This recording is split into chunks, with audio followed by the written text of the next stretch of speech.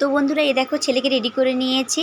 তো রথ টানতে যাবে বলে বাড়ির পাশে বাড়িতে দিদি বাড়িতে, তো ওর ছোটো ছোটো দিদি দাদা সবাই রথ টানবে, তো সেখানেই যাবে বলে রেডি করে নিয়েছি। কিন্তু কোনো লাভ হলো না, ঘুমিয়েছিল, জোর করে উঠালাম, উঠে রেডি করলাম, কিন্তু রথ টানলোই না, কোল থেকে নামছেই না, তোমরা দেখতেই পাবে। তো চলো আগে ইন্ট্রোটা দিয়ে নিই। হ্যালো প্রিয়ান, তোমরা সবাই কেমন আছো? আশা করি সবাই ভালো আছো, আমিও ভালো আছি। তো এই চলে যাবো, একটু ভিডিও ক্লিপ নিয়ে নিলাম আমিও। তো রথ নিয়ে আমরা বেরিয়ে পড়েছি, দেখতেই পাচ্ছ ছোটো ছোটো সব পুচকেগুলো দেখতেই পাচ্ছ, আমরা সাথে যাচ্ছি।